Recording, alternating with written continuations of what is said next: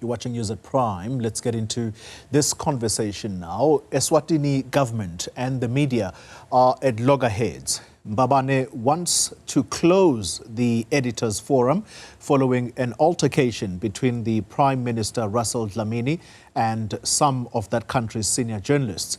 The government is accusing the nation's magazine editor, Bheki Makhubu, of a verbal attack. Let's understand what exactly is at issue here. The eSwatini government spokesperson is Alpheous Nxumalo, who speaks to us from Manzini this evening. Good evening to you, Mr. Nxumalo, and thank you for your time. Let's start with the genesis of the altercation. What sparked it? Well, it is very difficult to understand what have actually triggered the altercation, because it was the first time for the Prime Minister to, this current administration actually, to meet with the editors forum. His predecessor have not got the time to meet with the editors. We worked very hard to resuscitate the process. So this was the third time that they met the Honorable Prime Minister. And on each occasion of the past two, and as following this very previous one, Mr. Makhubu was very, very personal each time he was engaging with the Prime Minister. We don't get to understand if he has got any personal issues with the Prime Minister, or he thinks that is how he does his business in his line of duty. When you say he was personal with the Prime Minister, are you able to give us at least an example of what kind of language may have been used? It was a very unusual language, which actually, in our view, as government, is language that cannot be used in a public gathering. As you may know, there's a certain decorum that you use when you are engaging in public. Secondly, we are all guided by ethics as we are carry out our respective duties as we serve the nation. For Mr. Makhubu, we have said a lot of things to the Prime Minister, even to actually declare him as the worst Prime Minister in the 7 Prime Ministers that have been appointed to the kingdom. And secondly, he actually undermined him and denigrated him to the point of wanting the Prime Minister to explain himself by putting to him the question, who do you think you are? Well, I actually wanted to use that example. Well, now that you have prompted it, I want to quote you directly, or quote to the viewers directly what the words of Mr. Makhubu are said to have been. He is quoted in one of our news platforms here in South Africa, News 24, and I quote now, this is Mr. Makhubu addressing the Prime Minister. I said to him, even King Mswati III, who has ruled this country for 38 years, has never treated us the way the Prime Minister does. That is why I asked him who he thinks he is. What did the Prime Minister say, or how did he treat these journalists to prompt such a reaction? That's exactly what he must explain, because that's exactly what have confused the meeting. By the way, remember, Mr. Makhubu's assertion did not only confuse the government officials and the Prime Minister and the other cabinet ministers that were attended to the meeting. It also confused his colleagues, especially the chairman responsible for the editors forum. That is what he must explain. What does he mean when he says, you have treated journalists like this, in which manner even the head of state have not treated us in such a manner? Well, that is what we are eager to know and hear from him. Well, let me try. Because as I'm indicating, yes, as I'm indicating to you, the predecessor of the current Prime Minister, in all his term of office, because he was deeply engaged with issues of resuscitating the economy after the COVID-19, He had no time to meet anybody, including the editors, through the forum of this current Prime Minister have attended and resuscitated. So we don't know exactly. If we would appreciate to get that background. How did the Prime Minister have treated them to the point that Mr. Makhubu would compare the treatment of His Excellency with that of His Majesty? Well, let me try and assist, because Mr. Makhubu is not here to answer for himself. We are making efforts, by the way, to try and get his side of the story. But again, I'm going to quote from this News 24 article where, for one, he does appear to say that the Prime Minister's attitude was, quote unquote, patronizing. And it is on the back of what he says was the Prime Minister who told journalists, and I quote again, to be patriotic and report only positively on the government. Now, that would seem to be an instruction that a journalist like myself, I would be completely opposed to be told only report positively. What does that mean, report positively on the government? I differ with that assertion, Mr. Mngami. That is not what the Prime Minister was saying, or at least alluded it to. The Prime Minister never and could not say something like that. We understand clearly the role and the responsibility of the media in society. The office of the Prime Minister have worked with the media very well in the past. We had robust engagement and discussions with them. We reached some point where we actually agreed to disagree on a number of issues. But all those things, we did them through the parameters of understanding and respect. That it cannot be correct to say the Prime Minister went to their forum to instruct them. It was going to be impossible, or it is impossible for anyone to instruct journalists and media as to how they can carry out their duties. I find that quite interesting when I juxtapose. Let me explain, let me qualify why I'm saying I find what you're saying interesting. So you're saying that at some point, as the government, you came to an agreement with the media that let's agree to disagree, where we obviously are not having a meeting of minds. But let me remind you that in 2014, the very same Mr. Makhubu and the late human rights defender, Thulani Masego, they were sent to jail, all because they each wrote articles that criticized the late Chief Justice of that country. Is that the attitude of a government that says, we're agreeing to disagree with you, members of the media? That's authoritarian. I do understand that a government is always in the office. Whether I have just come into the government yesterday, I'm demanded and required to answer for any decisions that were taken by any government at any given point.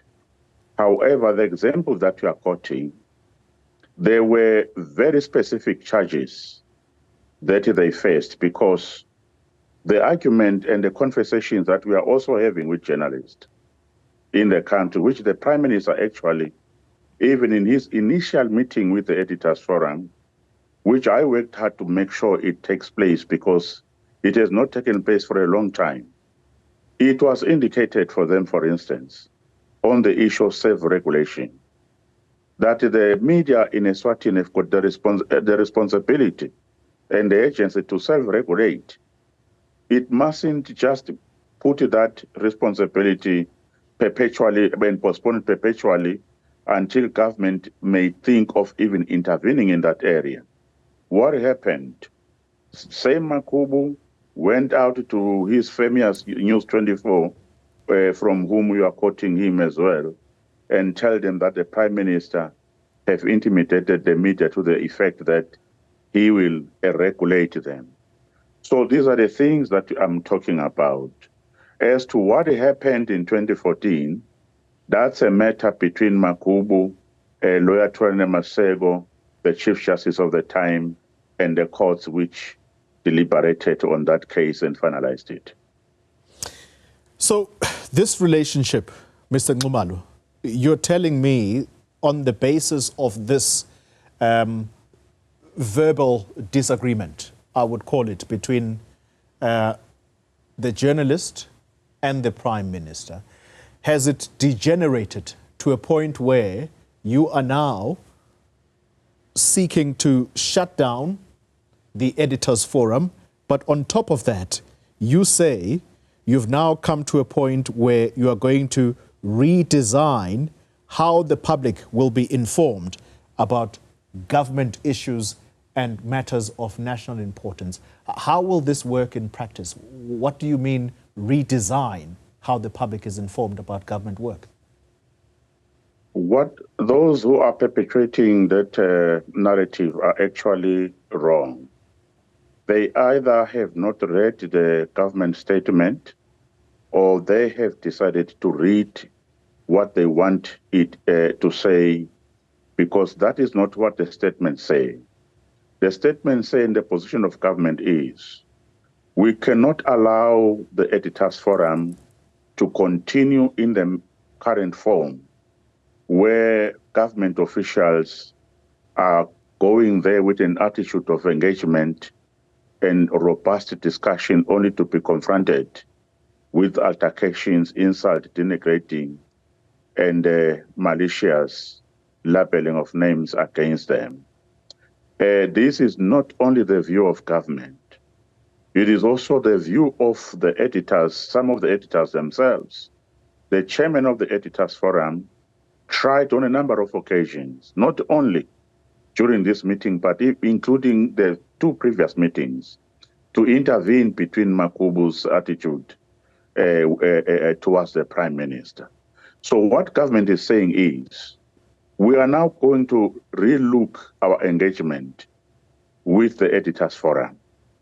We are not going to go there as observers, to go there to watch the circus that have played itself out in the last three previous meetings.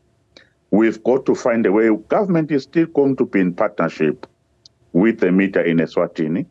We are going to continue to work together with the Editors Forum. For instance, I will be meeting with the chairman of the Editors Forum on Thursday, together with his vice chairman. We are going to include them again in the discussions in finding a new modality of how we are going to engage going forward. We want to participate, we want to be a stakeholder where the head of government is participating in the Editors Forum. All right. So that, for instance, Mr. Mugambi, the Prime Minister actually, as a way of protecting him from such occasions, we always request written questions prior to the meeting. However, because of his open door policy, and that when you go to a meeting fashioned after this kind, it is always better to allow people to interact with you, ask you deeper questions than what was previously submitted. Okay. So we are saying we need to continue with that culture, because if we don't continue with that culture, it means the Prime Minister then would have to only confine himself in responding to the written questions, which he may come and read in front of them and go back to the office, or send somebody to go and present those questions. And that is not what we think create an amicable atmosphere to enhance the partnership that government and the media itself desire to have in this situation. All right. All right. Well, we thank you for that clarity. I'm actually in two minds, but perhaps let's end the conversation there, because it would be interesting to find out the mechanics of this. How exactly is it going to work? I have an ad break to take. Perhaps let's just prolong the conversation a little. It's simple. You don't have to be Mr. Nxumalo, let's pause it there for a moment. I want to take a break, and I want to come back to you. So let me take this quick break, and we'll close with Mr. Nxumalo in a moment. Mr. Nxumalo, let's quickly close this conversation. I'm at least comforted as a journalist when you say you do not, as a government, like to practice in such a way or interact with journalists in such a way that you ask for prepared questions and the official response to what is written, because that is not journalism as we know it. But let's get to the other element very quickly. Does government buy advertising space in these media platforms that you are clearly aggrieved by? Do you buy advertising space?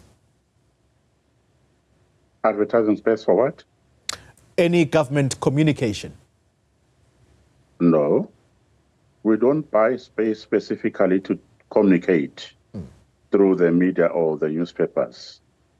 Government departments do business with the media, all of them. How?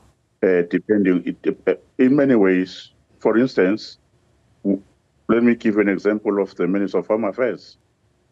When there are issues at Home Affairs, issues of shortage of passports or any specific announcement to be made, they will buy space from the newspapers. The newspapers also, on the same wavelength, they would approach any government department or any government parastatal to sell their space.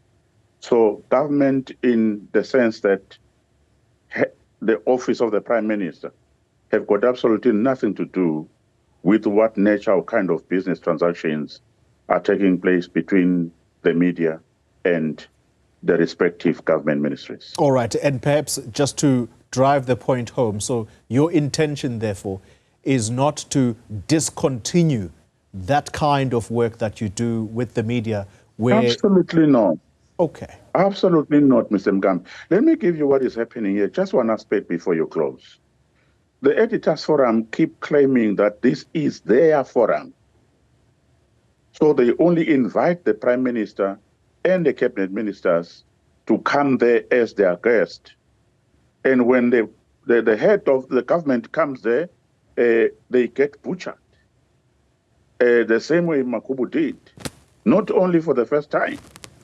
So part of the redesigning, we are saying, let's all participate. Let's create this to be an event or an organization between the office of the Prime Minister and the Editors Forum, so that together we can all look and take care of our respective interests. For instance, as a government communications officer, I have a first primary duty to ensure that ministers, when they go out, whosoever they meet, they do so in a safe environment, they do so in a respectful manner. All right. It becomes a dereliction of duty on our office when the Prime Minister goes to such meetings and he encounters what he usually encounters with the Editors Forum. Okay. So the redesigning, we are saying, let's do it as partners. Let's have an input how this whole process will go about. Alpheous Nxumalo, I'm completely out of time. Thank you very much for your time. Hopefully you are going to find each other with the Editors Forum. The government spokesperson in eSwatini, Alpheous Nxumalo there.